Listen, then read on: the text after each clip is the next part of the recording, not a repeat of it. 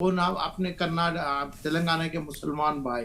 तो ये सभी तमाम जो चीजें कांग्रेस के फेवर में आई है, मगर ये जो चीज है बेनिफिट जो जैकपॉट प्राइस के नाम से जो दिया गया उसके ऊपर खड़ा है। उसका अभी टाइम 5 महीने है, 4 महीने है लोकसभा का। हर जो पार्टी के मुद्दे में यानी 26 पार्टी है, 130 यानी 161 मिलियन का वोटर्स का 5 स्टेट में पड़ा है।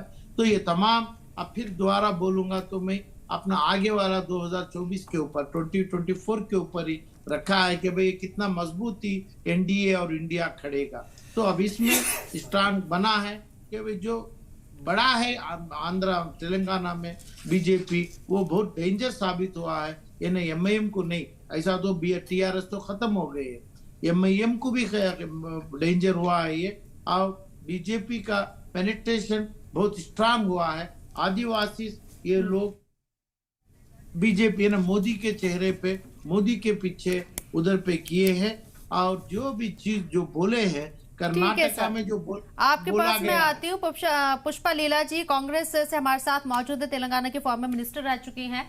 पुष्पा जी, मुबारक हो आपको। इससे पहले हमने चर्चा की थी, तेलंगाना तो आपने फतेह कर लिया, लेकिन हिंदी बेल्ट आपसे पीछे छूट गई है।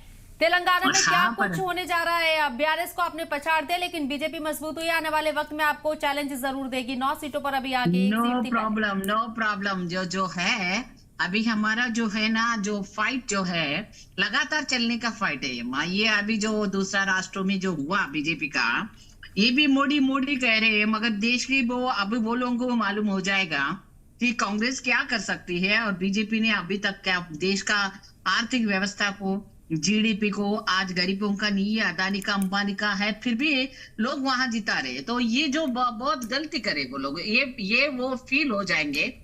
मुझे बाद में पता चलेगा, 1-2 साल में पता चलेगा उनकी गलतियां क्या किया है। अब बाकी तेलंगाना हमारा सरकार बनाने में हमको तो बहुत हमारा इतना आसानी से हमारा विजय नहीं हुआ।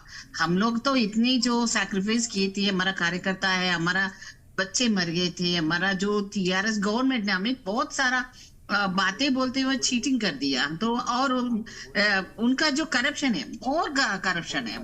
तो हमारा जो आने का जो है ना एम्प्लॉयमेंट देने का पैसा, और जो है ना हमारा प्रोजेक्ट के ऊपर जो जितना खरा था उन्होंने, वो सब रात में 2 दिन पहले भी आप टीवी में देखिए, उन्होंने पूरा पैसा हमारा असाइनमेंट लैंड को पक्का करने में धरनी पोर्टल खोल के असाइनमेंट लैंड हमारा एसटीज का, दलितों का लैंड्स को उन्होंने कन्वर्ट करने का कोशिश कर रहा था। हमारा लोग जाके कांग्रेस वाला जाके इलेक्शन कमीशन में कंप्लेंट किए थे हम लोग। और एक बड़ी बात है, यहाँ का टूरिज्म शाखा बिल्डिंग है, टीआरएस का प्रगति भवन के बाजू रहती है बिल्कुल, उसमें केटीआर साहब का ऑफिस रहता है। उसमें जो फाइल्स है सीक्रेट, वो पूरा रात में जला दिया यस्टरडे।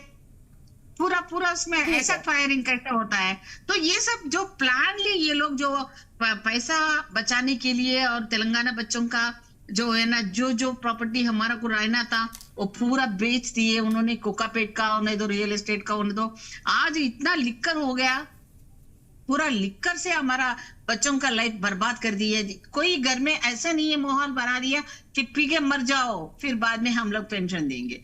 ये तो कोई औरत भी उसको देख लिया है, औरत बच्चियों के दिल में भी आ गया। आज एक सिचुएशन ऐसा है आ गया कि तेलंगाना लोग बहुत स्ट्रांग रहते हैं कि यहाँ का सरकार आने में हमारा लोग जितना सैक्रिफाइस है, एक घर से एक लोगों को तो जितना चैलेंज लेती हुई हमारे तेलंगाना लेके आए थे हम लोग।